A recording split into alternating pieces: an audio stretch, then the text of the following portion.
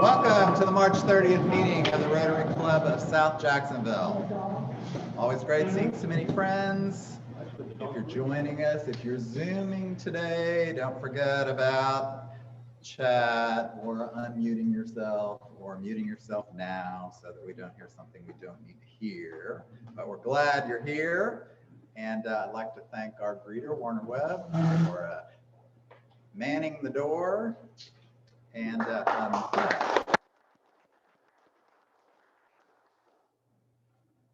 Ben on Zoom? Who? Ben Samuels? You can ask. I know. I can't. Ben, are you on Zoom? Did you see him? No. No. Okay. Well, so we're going to wing our prayer and pledge today. I'm going to do the pledge. Richard. Always the best. Oh man. I know. It's that good old occupational hazard. I know. I'll give you a couple of minutes to think about that. So join me in the Pledge of Allegiance. I pledge allegiance to the flag of the United States of America and to the republic for which it stands, one nation under God, indivisible, with liberty and justice for all. Richard. All right. Coming up. Thank you. Let us pray. Gracious God, there are an array of things going on right now. If we began to describe them to you, first of all, you already know, and second of all, it would take too long, just for the categories. And so we ask, on this holiday week, that you bless them all. Make us your best servants here in Rotary, so that when people see what we do and hear what we say, they see and hear you. In your holy name, amen. Amen. Yeah, nice job. Good job. How'd you do that so fast?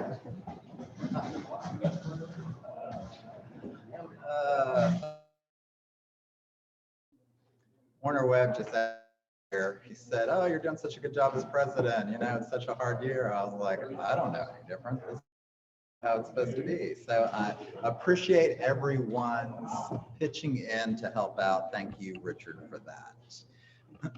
Christy King, do you have family time for us today? I do. Great. Okay, so Dinkins Grange had a birthday on March 29th, and past President Barry Covington has a birthday coming up on April 2nd. And for member anniversaries, William Harrell is celebrating 40 years with Rotary on March 31st. Oh. And I just heard on Zoom that Julia Kalinsky was named as a 40 under 40 honoree today. So congratulations to Julia.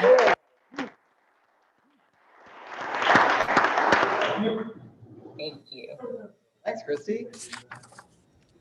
Oh, good. There you are. Yeah. I was going to get to that anyway. See, and I didn't get a chance to embarrass you or anything like you. Beat you to it. So Julia, tell us a little bit about the Jacksonville Business Journal 40 under 40. Sure. Well, I kind of woke up to it this morning, so I was a little surprised. But one of my colleagues nominated me, and I'm very honored to be a part of it. And Rotary is going to be a big part of the write-up when it comes out. As you all know, the Rotary had a big impact in my life and my family's life in my teen years, and it's just been a joy and a privilege to give back on the board and to just be a part of this great organization. So I'm really honored and really happy to be here. That's great. Thanks, Julia.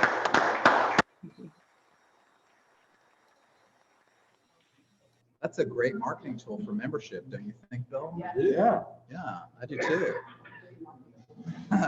Hey, Julia, how come the Jacksonville Business Journal knows about the Rotary Club of South Jacksonville? Because I told them all about it. That's good. Okay. Thank you. Thank you for that. So last week, speaking of good news, so Les Loggins and Mary Alice Phelan said, "Hey, did you see where the Rotary Oratory was in the Times Union, and I've said, no, I didn't see that. But for those of you who may read the Times Union, it was there. It's a nice little PR, right, Mary Alice? It was, yes, it was nice, big art. It was like a a, lot of common space. good. Yeah.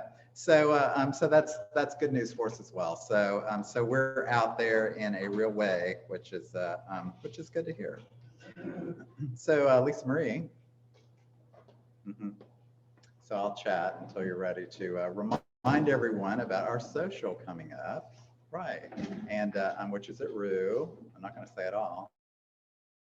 I'm happy to do that, President. Great. Come on, no, come on.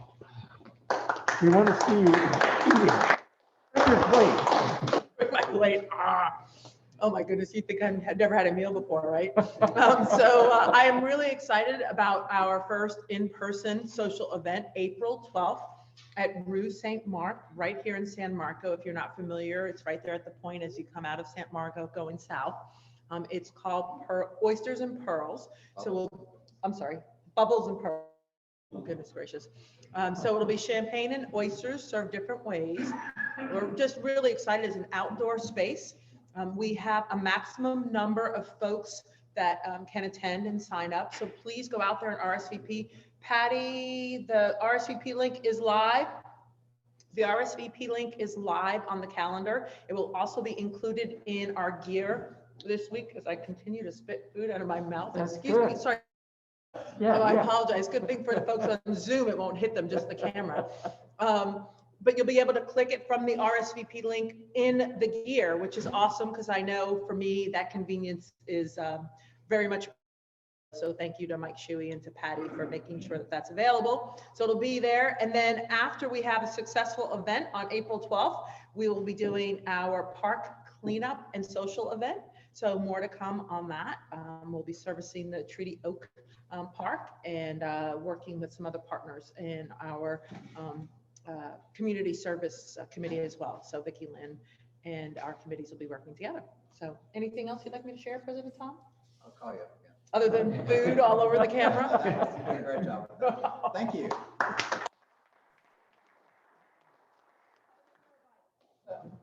I know. So, person like Richard, you want to give us just a real quick update on the elementary school? Sure. Yeah, right, good. Richard, again. Thank you, President Tom. Last week, last Thursday afternoon, this club was represented at San Jose Elementary School with one Rotarian plus me, that was Harlan. Thank you, Harlan. And one steadfast friend of Rotary. We had 2 tables full of food. We distributed more than half and gave the other half to the standing food pantry at San Jose Elementary that parents can come to anytime. And whoever gave the juice boxes, you were the star of the event. Kids would come by and say, "Can I have a juice box?" And I would say, "No, take 2."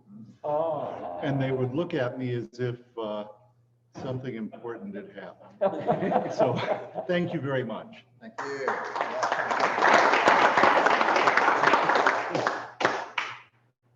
All right.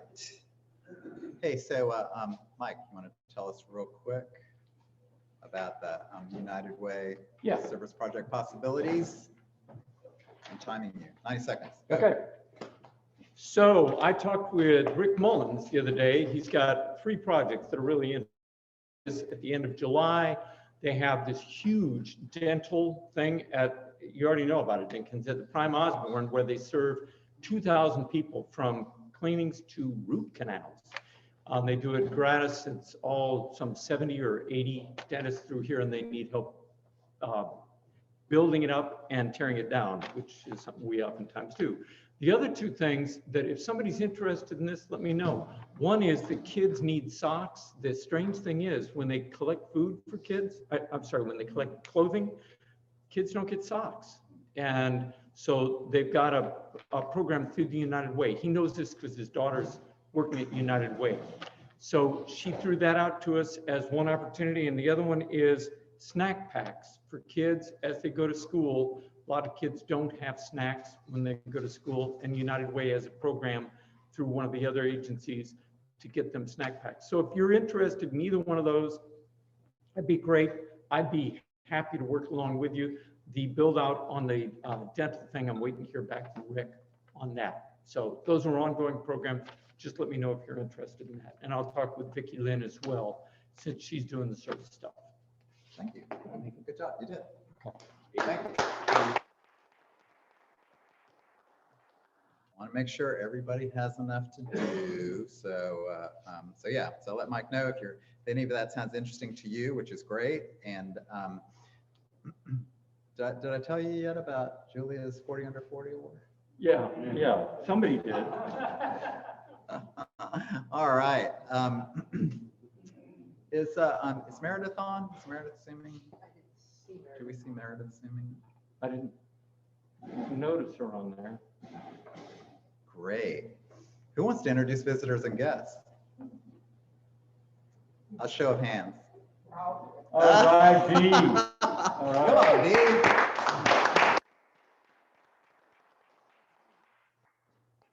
Who has the list?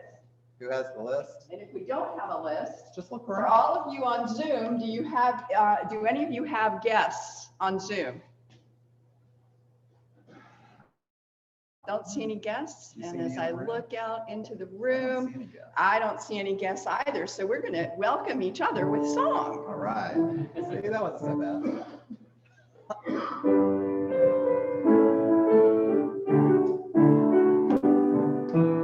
Here in Rotary, welcome you today.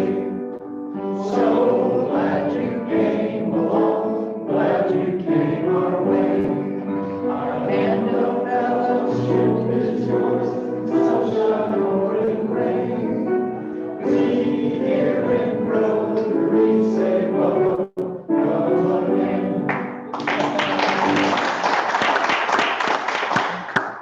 Aren't we glad we can run such a relaxed meeting? Thank you for all of our membership participation today. Oh my gosh. Past President Jason, would you please introduce our speaker today? Would love to do so. It's great to be here with everybody. And yes, after one day of wearing real pants, I decided to go back to Zoom. I'm going to ease back into this whole Rotary thing. But no, I'm sorry I couldn't be there today in person, but I will be back soon. It is my, I have a couple of things I really enjoy, and Rotary being one of them. The other is serving on the UNF Foundation Board. And I have had the honor and privilege of meeting so many amazing professors at UNF and seeing the work that's done. And this is my first time meeting Dr. Loh here today. But Dr. Loh receives his PhD in economics from UNC Chapel Hill. He's the chairperson and professor in economics in the Coggin College of Business at UNF. And the accolades just roll on from there. He has been nominated and awarded the award for exemplary researcher. And the thing that I love most about Dr. Loh is that he was awarded the outstanding undergraduate teacher of the year. He's received numerous grants. He's very active in the international business program. And today he's here. Oh, and one other thing I forgot that I'll probably give you the heads up, Dr. Loh, you'll be asked about afterwards, is that he is the director of the Local Economics Indicators Project here in Jacksonville. But today, the main topic Dr. Loh is going to talk about is the globalization of healthcare. And with that, I'll turn it over to Dr. Loh. Thank you.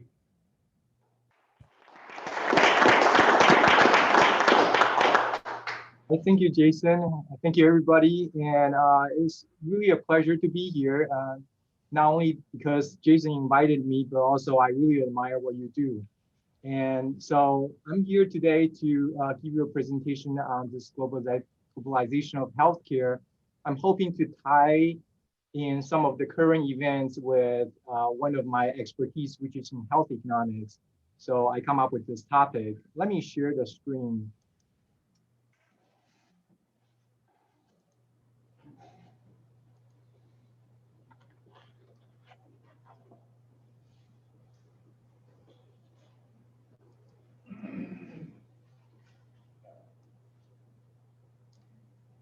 All right, can everybody see this? All right, and one thing I didn't mention is when Jason told me that it's already possible to meet on the, in person, I was saying, what? We can already do that? And I just got my vaccine and I'm not ready yet. And plus, because of the pandemic, a lot of our meetings were moved to Zoom, and my colleagues just schedule my meetings one after another with 0-minute break. So I already, need to jump to another meeting right after this. So I couldn't be there in person, but it looks like you had a fantastic setting there. I really look forward to, if there is another opportunity to do so, to meet everybody in person. All right, so I'm going to start this presentation. First, I'm going to,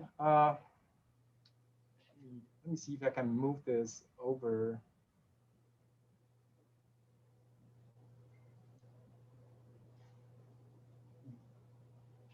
All right, let me start with some headlines.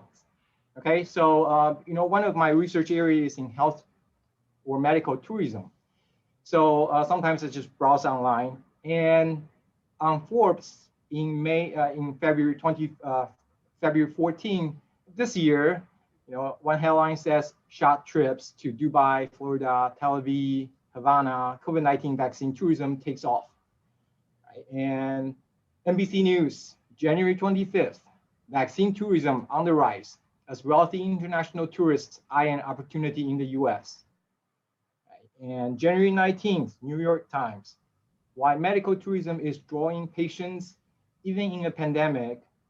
Newsweek, January 27th, Mexico insurance company rolls out medical tourism coverage for Americans seeking affordable treatments south of border. So if you keep going down, if you're going back to find all the related news on medical tourism or health tourism, and you find that all the headlines can trace all the way back at least 20 years. But the thing is, a lot of people are still unfamiliar with this concept, as if it is a new concept. Right? In fact, health tourism is not a new concept. It's a relatively old idea of consumer travel to a foreign country to receive health services or medical care.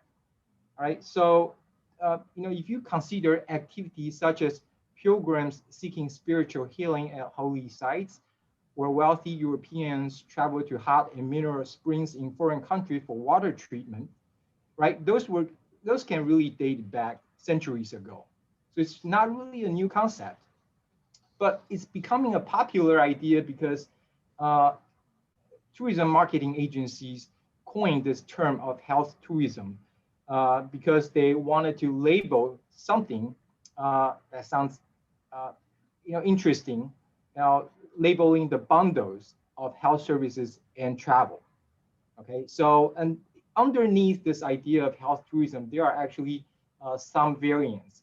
Depending on the motivation of people going abroad for services, it may be wellness tourism, which means that people are just going abroad to get certain kind of services that to maintain their well-being, whether psychological or physical. So for example, spa services for relaxation. That is a wellness tourism.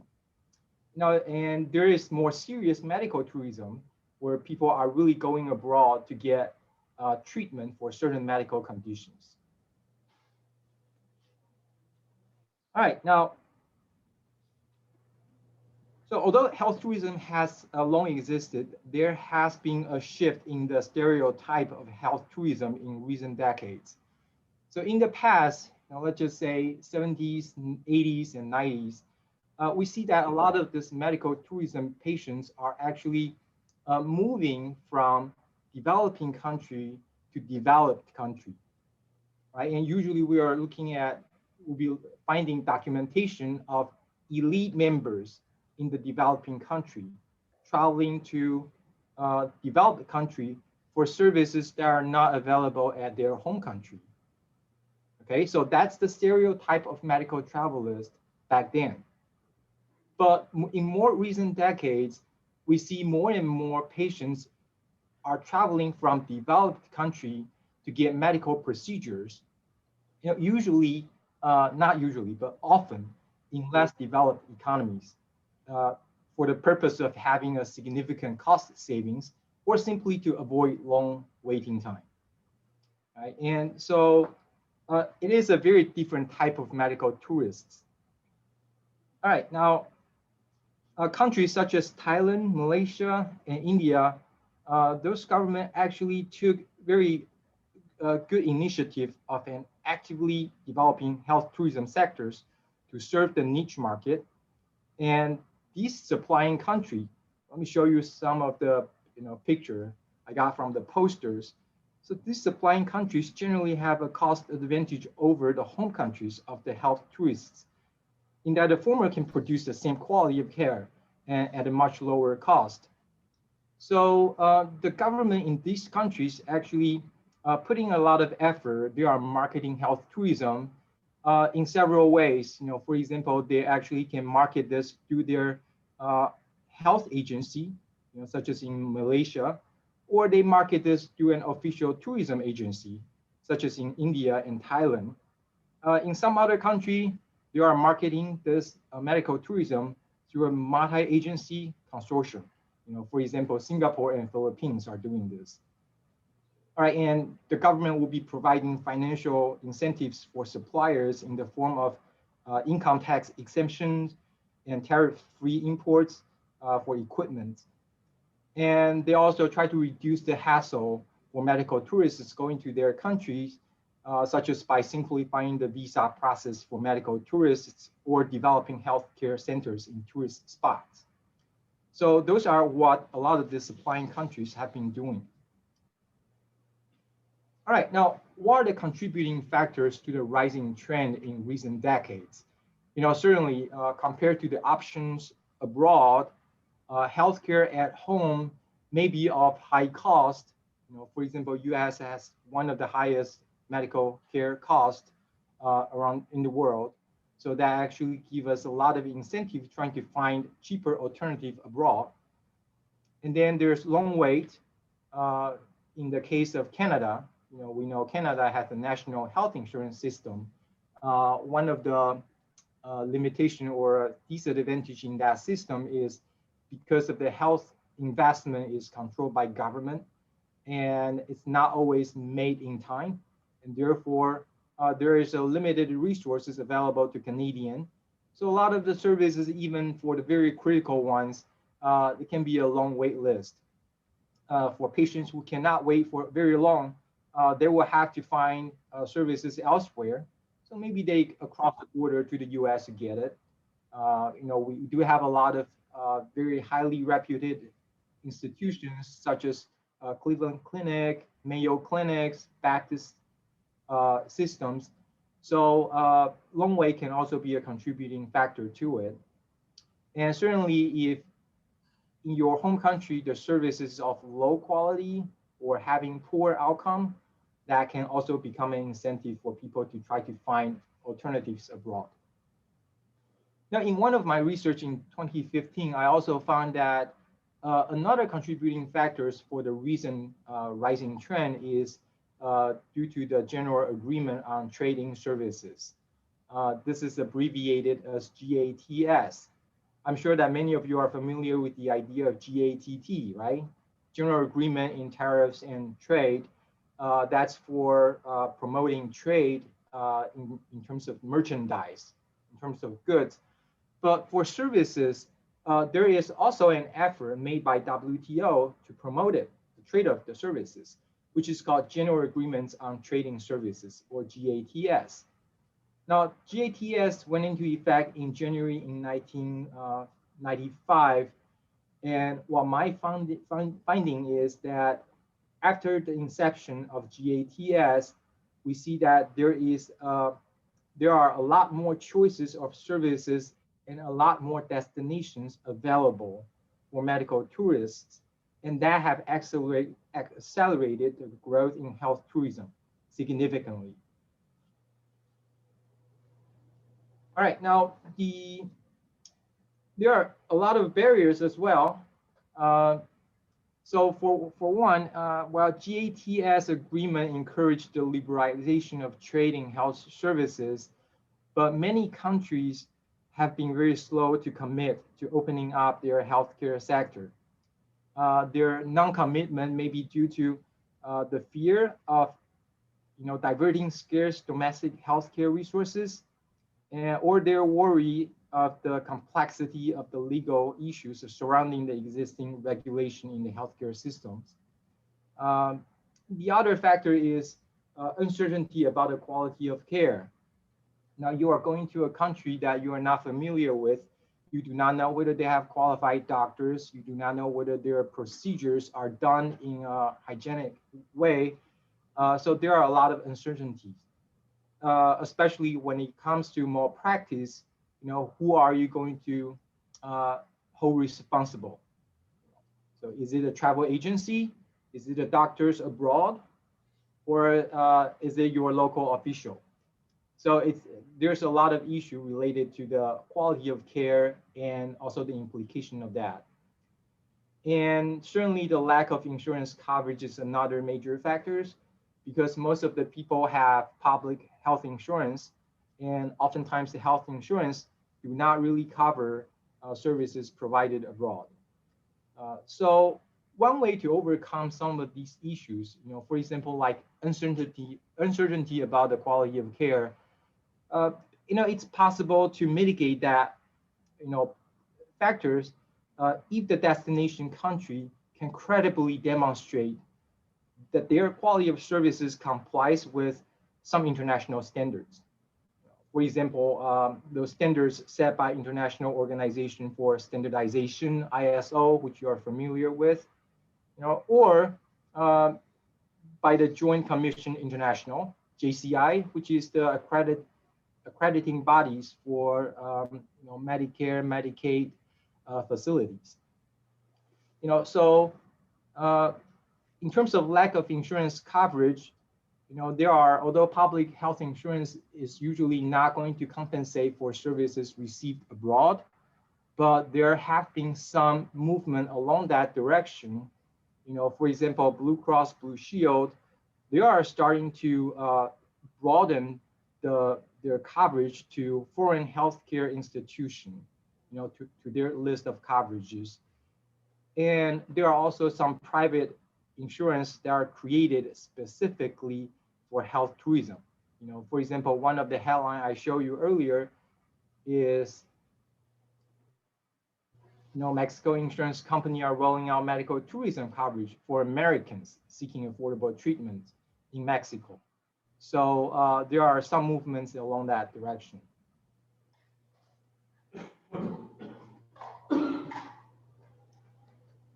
All right, so far, is there any question? I'll be happy to answer any question you may have up to this point. If no, I just keep rolling, right? So if we zoom out from this medical tourism idea, and we can consider a broader concept, which is the trade in health services. Medical tourism is actually only a part of it. The World Trade Organization, WTO, defines 4 modes of trade in services. The first mode is called cross-border delivery of services. This is including a user in a country receiving services from abroad through its telecommunication or postal infrastructures.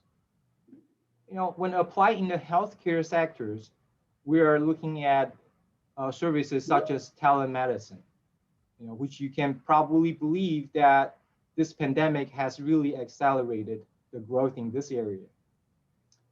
And then there's another mode 2, which is consumption of services abroad. And this includes nationals of a country moving abroad as a tourist, students, or patients to consume their respective services. So that definitely covers our medical tourism. The third mode is commercial presence of suppliers. So this includes services provided within a country by a locally established affiliate, subsidiary, or representative office of a foreign-owned and controlled company. So if US hospital systems open up a foreign affiliate in Mexico, and that would be a commercial presence of supplier in Mexico, from the US. And the last mode, mode 4, is the presence of suppliers as a natural person. For example, foreign nationals provide services within a country as an independent supplier or employee of the service providers. Imagine if you have, during the pandemic, we have a really shortage of healthcare workers. So international healthcare workers hired during that time by the US hospital during the pandemic, that will be considered as the presence of suppliers as a natural person, or this mode 4.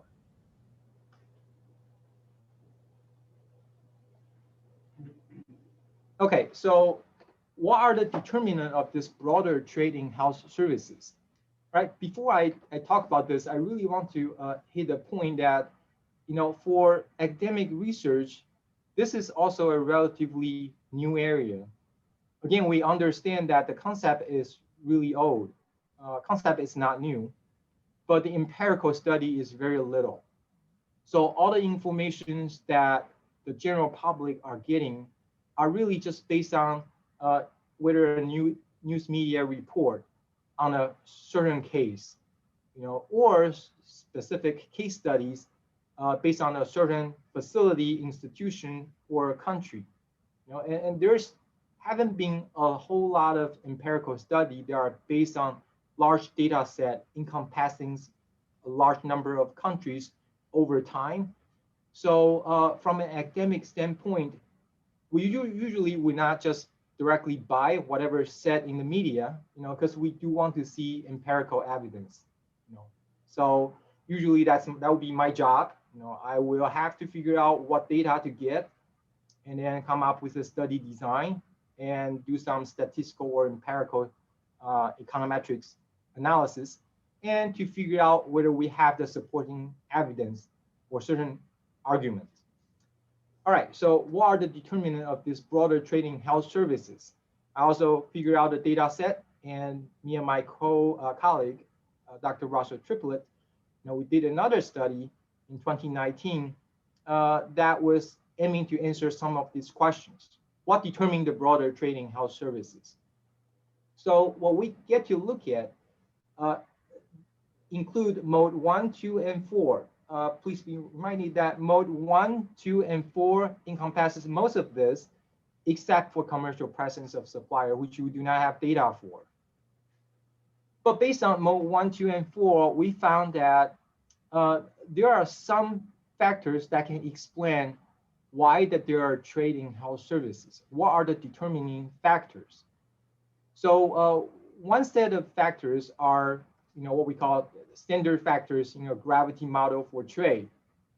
Now, I don't know where you have heard about gravity model in trade. This is one of the very oldest type of models to modeling trade activities between countries, just like how the gravity model works in physics.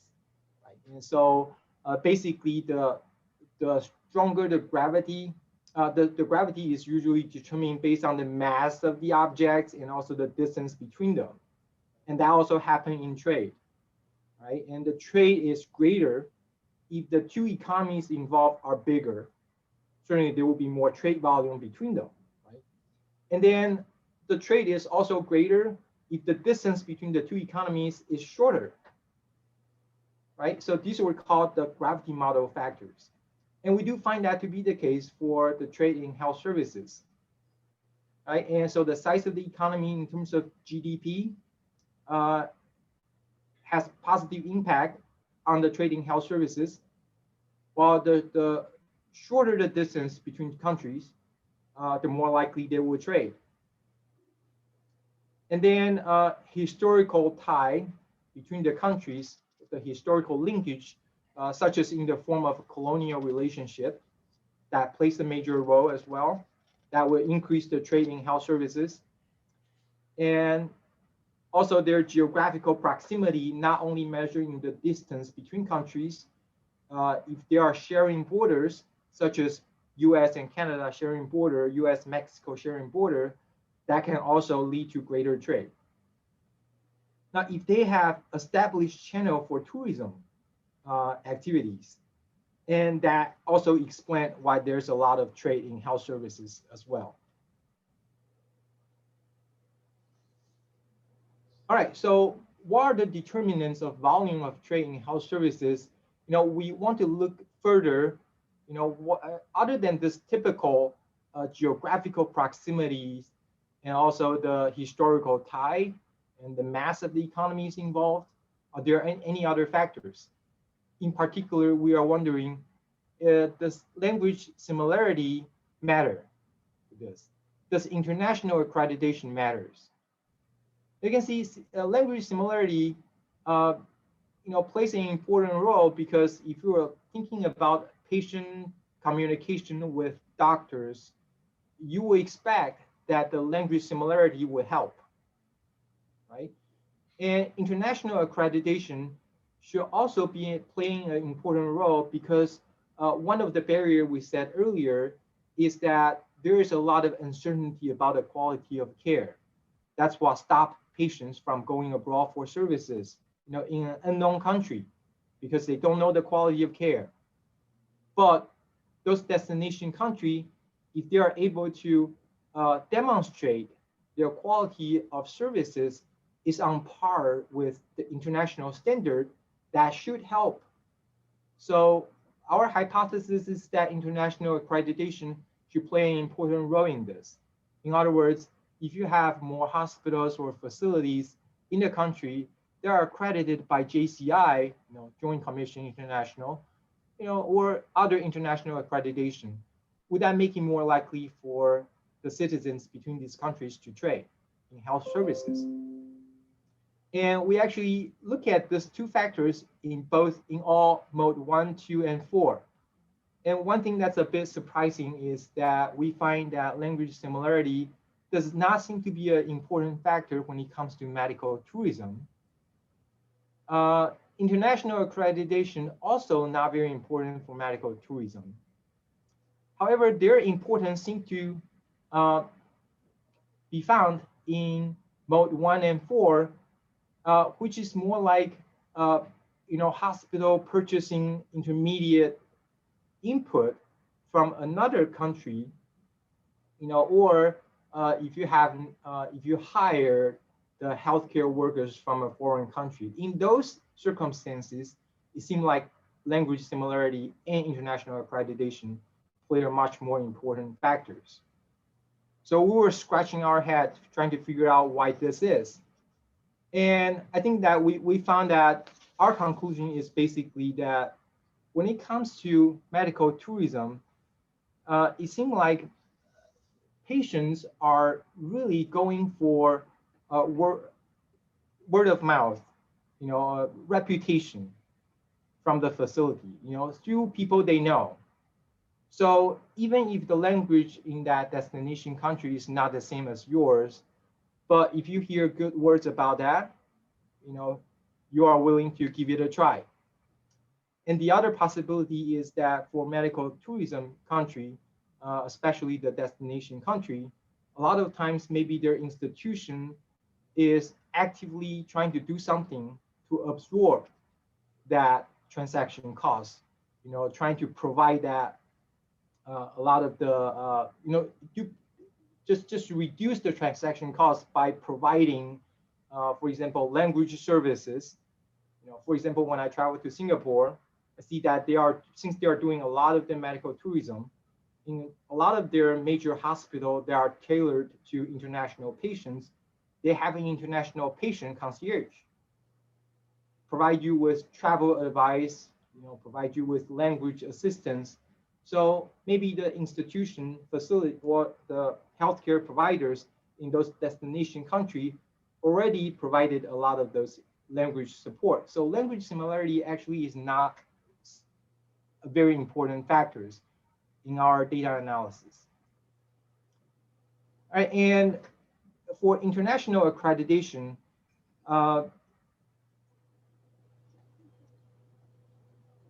This is also very similar to the reason I explained earlier. Because the patient are oftentimes going with the word of mouth recommendation from friends and families. So it doesn't seem like this international accreditation is playing a major factor. But these two factors are more important for this firm-to-firm trade in health services, perhaps because that the medical service providers contracting for these services are especially sensitive to risk and transaction costs and have very strong incentives to monitor their qualities. This could be due to many different factors, maybe because of their competitive and reputational pressure, or maybe because due to their regulatory restrictions or insurance requirement. So it seemed like the language similarity and international accreditation are more important for this other mode.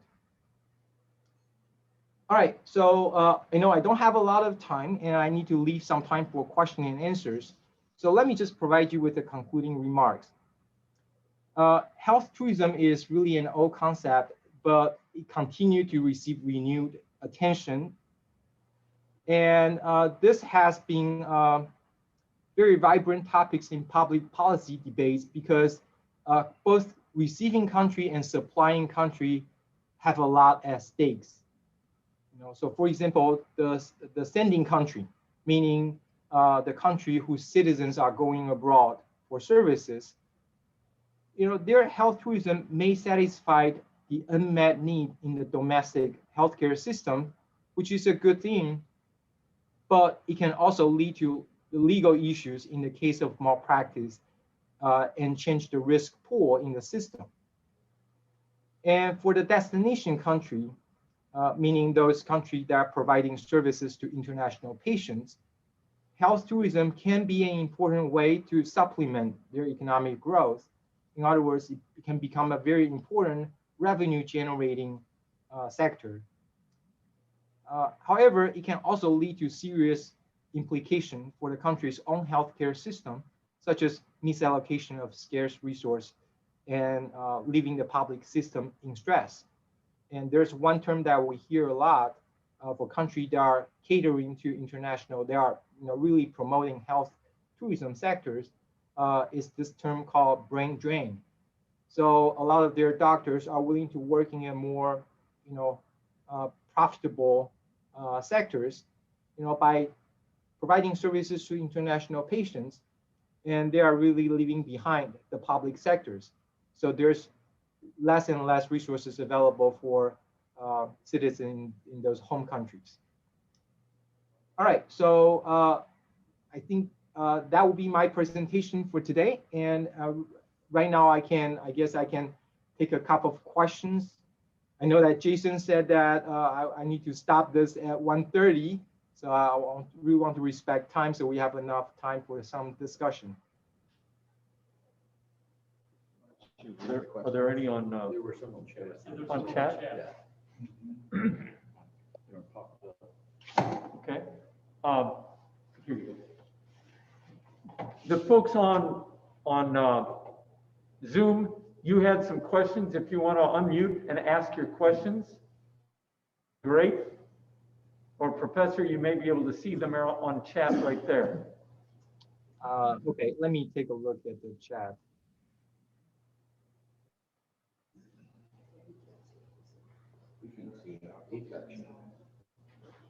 I probably need to stop share.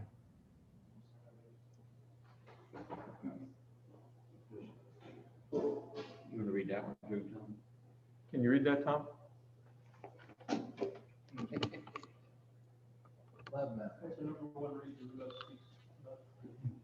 Jenkins, could you come up? Can you read Yes, these I know. things? Hey, what? One reason U.S. population seeks medical tourism. From Steve Madden. So what's the #1 reason U.S. population seeks medical tourism? All right, so I did not do a survey on all the U.S. patients traveling abroad.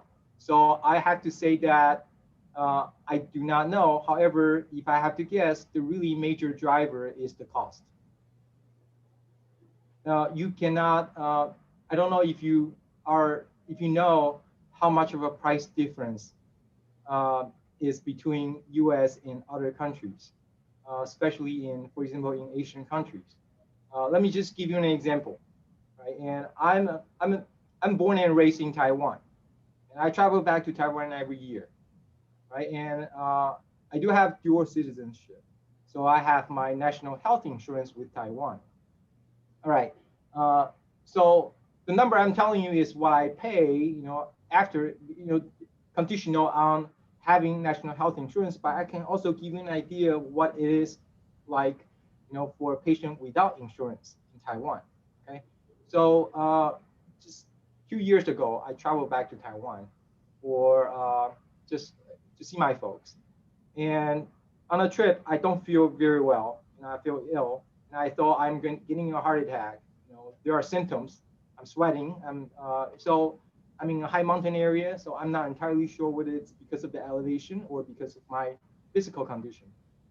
And after that, I went to see a doctor, and they gave me most of the things you can think of: EKG test, ultrasound, and blood test, and X-ray, chest X-ray. And the doctor did a very comprehensive test on me. All of that together. Do you know how much I paid?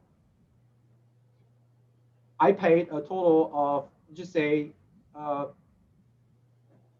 think $100 in Taiwanese currency, which is like $3 US. Whoa. That's my copay. Now you can think of, if you have done some of those things, you can imagine how much you are paying, even with insurance. Okay, now people who do not have insurance, if they are getting those services in Taiwan, although I cannot say exactly the number, what the number is, but I can tell you that's probably will be costing at most 6,000 to 9,000 Taiwanese dollars, which is like 9,000 divided by 30. So 300, no more than 300. Wow, cover everything. Give you another example. If I have to go back to Taiwan to do my root canal, in here, in the US, if I do a root canal, even with dental insurance, it have to cost me about, at least $500 to $800, right? But in Taiwan, zero. Root canal. I have insurance, but even if you do not have insurance, it will cost just a fraction of the cost you are paying in the US. Okay, a lot of Americans are traveling across the border to Canada, go to their pharmacy to fill up their medicine supply for the whole year or for 6 months, depending on whatever is allowed by law there. So those were all cost driven. So I would say cost is the #1 reason. Wow. Mary Alice, why don't you spin this around? I spend a fair amount of time in Mexico, in the central part of the country, and there are many expats, well, US and the Pacific Rim and Europe, that come there for cosmetic surgery because it's not covered by insurance anyway, and the cost is insignificant in comparison to the US costs for that. And by and large, the outcomes are pretty good. Yeah, absolutely. I think that a lot of famous destinations for cosmetic surgery are in Thailand, in South Asian countries, and in Latin America, there are also some countries that are doing that. The cost is a fraction of the cost in the US, and plus you get to travel to an exotic destination. And those tend to be elective procedures because you do not really need to have a lot of post-surgery monitoring or post-surgery visit. And so you can really just take the rest of the time relaxing there, right? But for elective surgery, but for necessary surgeries, there are also more and more patients are traveling to other countries to do that because of the much lower cost and without really compromising a lot of the quality. So there are also more and more of those necessary medical procedures being done abroad. Warner, you have to have a question. No, I'm stunned by it, but This is really not just my experience. My colleagues from Dr. Gallo from Argentina. He traveled back to Argentina every year, also seeing his folks. But he also get a lot of procedures done during that time. Save a lot of money. Yeah, sounds like it. Wow. There's one other question. Can you? why do people come to the U.S. for medical services? Okay, so people coming to U.S. for medical services are really for the premier quality that we get to provide. Some of the very popular destinations in the U.S. for international patients are Cleveland Clinic, Mayo Clinics, or MD Anderson in Houston. All right, we have an MD Anderson too, but it's relatively new. But a lot of cancer patients, they go to MD Anderson. They have very high reputation internationally. So people who want, if you need cancer treatment, you are already looking at a life and death situation, right? So you definitely want the best quality there is if you can afford it. So people are coming here for the quality of care or for services that may not be available at their home. For example, proton therapy for cancer treatment, right? So in Jacksonville, we have 3 or 4 centers that can do proton therapy. A lot of the large cities doesn't even have one. A lot of the countries don't have anything in the entire country. So availability and also the quality of services, that's the major draw of international patients for the U.S. Gary, do you have a question? Professor, I was just wondering, do you have Can you speak up and get close to him here? do you have any concept, and I don't know if this falls into the category of medical tourism, but do you have any concept at all of how many patients who in Mayo and North Florida are from outside this area? I don't know. That's a good question. I also am interested in finding out because Mayo Clinic is just right next door to UNF.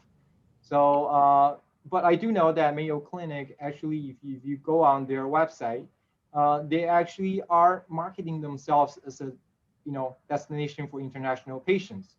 So I assume that they have a significant number of international patients, but I do not have the actual number. I do not know the actual numbers. Anybody else? Dinkins? Doctor, from an import-export perspective, are there more people coming into the United States for medical care, or are there more people going outside of the United States from in the United States for cheaper prices? Or do you have studies that reflect that? Unfortunately, I do not have. The data that I have been using are really just in terms of the dollar amount spent. So health-related travel spendings. So those are in monetary terms. So I do not have an actual count of the individuals. As you can see, that's probably a relatively difficult numbers to get unless the hospital providing care to international patients have the reporting obligations. Otherwise, those data are very difficult to get. Just based on the custom data, how many people are coming in, going out, and they don't necessarily have to fill out what their motive is when they are entering a country or leaving a country. Mm-hmm. So that data I do not have. I also wanted to find out, but I don't have the data, unfortunately. Okay. Anybody else?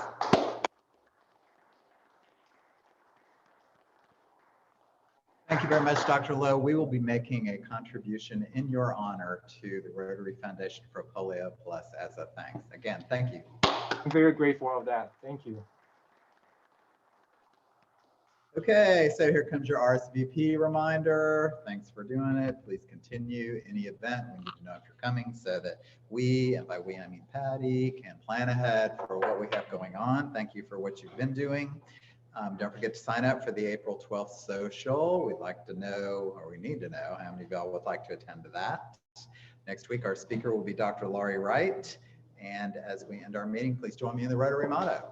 Service above self, one profits most, two serves best. See you next week.